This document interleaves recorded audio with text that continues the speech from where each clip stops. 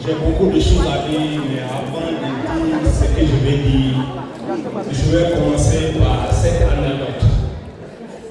Dans mon bonne enfance, quand j'étais tout petit, à 7 ans ou 8 ans, je ne peux pas me rappeler exactement. Je me suis trouvé dans un village quelque part où j'étais le seul loin. Il n'y a pas dit si c'est un village entier, un village à pouvoir, un village pété. Le fait que j'étais un peu différent des autres parce qu'on ne parlait pas la même langue, les gens ont commencé à estimer. Et un jour, mon maître, mon instituteur, a fait l'erreur de me demander qui es-tu, d'où tu viens. Quand je répétais que j'étais Robert, ça a transformé ma vie. Parce que tous les enfants ont commencé à être prudents envers moi. Vous pouvez comprendre de quoi je parle. Parce que quand je l'ai dit que j'étais Robert, l'amitié s'est divisée à autre chose par rapport à ce que vous-même vous savez. Mais la vie, c'est la vie.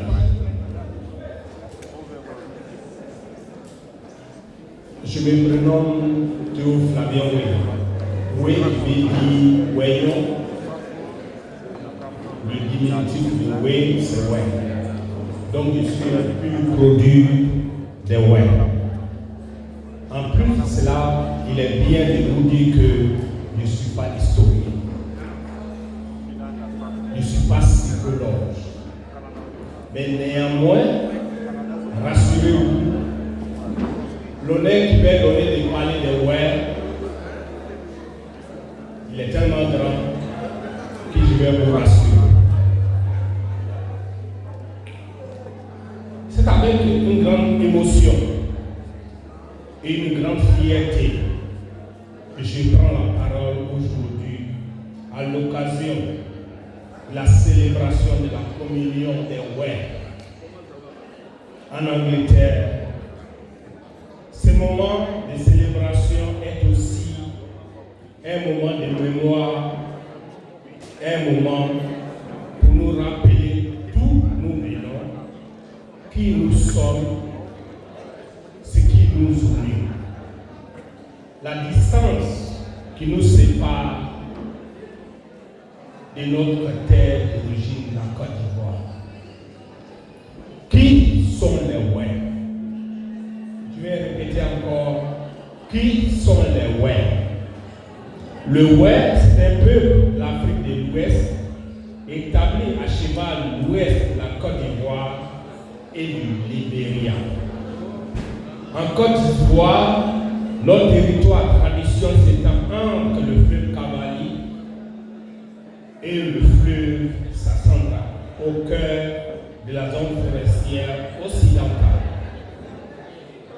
Administrativement, les Wey sont aujourd'hui répartis dans deux grandes régions, le Guémon et le Cavali, et dans plusieurs départements, notamment Fakobli, Kwibli, Diokwe, Giglo, Taï, Toulebleu et Bloleke. Notre population est estimée à au moins 1 million de personnes, mais les Wey sont désormais présents. Bien-être au-delà de l'Afrique, de l'Europe, en Amérique, en ailleurs dans le monde, comme en témoigne notre rassemblement ici aujourd'hui au Royaume-Uni. Un seul peuple, un seul homme. Je vais répéter encore. Un seul peuple, un seul nom. Durant la période coloniale, les administrateurs européens ont attribué différents noms aux Wey, Wobé, pour ceux du nord de la Côte d'Ivoire, Guéré, pour ceux du Sud, craint pour nos frères qui sont établis au Libéria. Cependant, je dis bien cependant, les traditions orales sont formelles. Nous n'avons jamais été plusieurs peuples, les hommes épris de pitié, de compassion et de pardon. Il est important de souligner ici la notion moderne d'ethnie et parfois peu pertinente dans l'Ouest forestier ivoirien. Il s'agit d'un espace culturel connu où l'on passe progressivement d'une culture à une autre, d'un groupe à un autre, sans frontières rigides.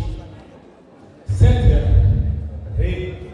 réalité explique les nombreuses proximités culturelles et humaines entre le peuple de la région. Maintenant, je vais vous parler des origines culturelles et migration. Le Wè appartient à un grand linguistique groupe. À ce titre, il partage de nombreux traits culturels avec nos frères d'été et les Bida, mais aussi avec les voisins d'An et Toura, issus du groupe Malinké du Sud. Selon plusieurs traditions orales, les Wè, les Dida et les Bété auraient une origine commune qui formait autrefois un seul peuple appelé Gadi, qui s'est progressivement scindé à la suite migratoire successive, notamment de la part du fleuve Sassana. Si certains tribus revendiquent une origine autochtone, d'autres ont conservé le souvenir migratoire ancien, parfois lointain. Cette diversité n'affaiblit pas l'identité Wè. Au contraire, elle témoigne de la richesse, de la capacité d'adaptation. Et nous trouvons aujourd'hui en Angleterre en tant que Wè pour cette église. La distinction guérie, Wobé, une création coloniale. La distinction guérie et Wobé n'existait pas dans la société traditionnelle. La tradition orale du nord, au sud, de l'est, à l'ouest, ne connaît qu'un seul nom, Wè ou Wègne.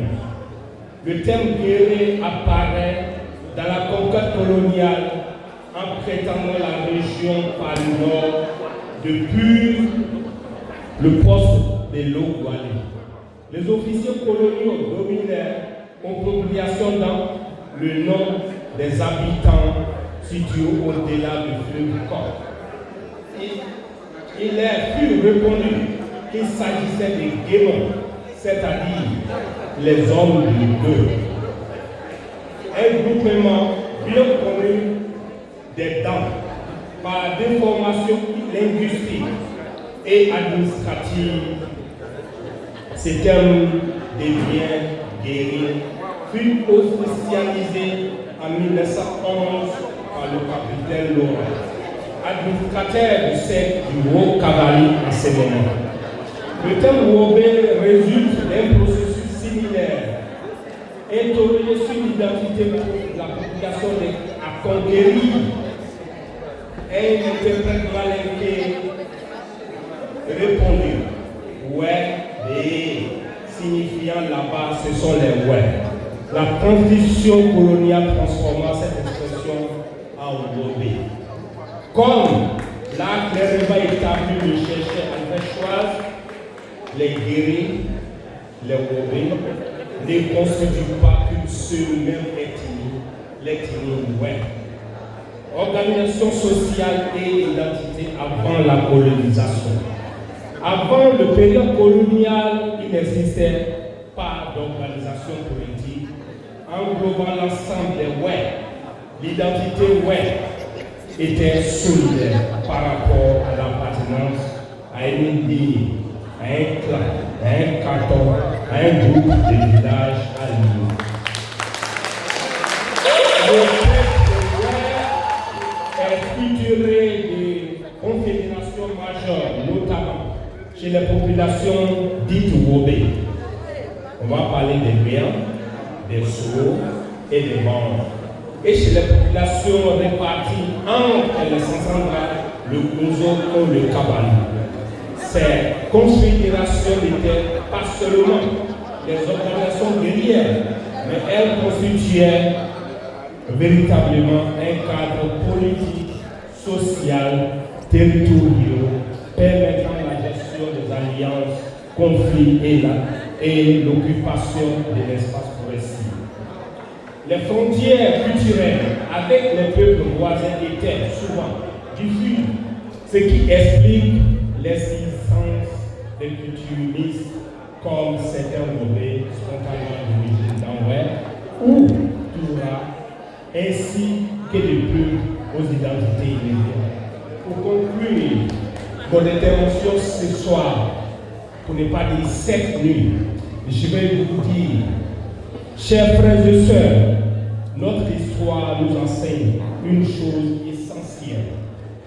Au-delà des noms, au-delà des frontières, au-delà des classifications coloniales, nous sommes un seul peuple. Est-ce que nouvelle année, qu'ai-je dit à cette célébration des Ouè, qu'ai-je dit la communion des Ouè, le thème, c'est pas quel thème qu'il faut utiliser, mais je vais vous dire essentiellement, rappelons-nous, notre véritable richesse réside dans notre unité. Notre mémoire collective et les valeurs portées par le nom Ouègnon, la compassion, le pardon et la solidarité. Que cette nouvelle année renforce nos liens, ici en Angleterre, en Côte d'Ivoire, au Libéria, partout où nous vivons. Bonne et heureuse année. Que Dieu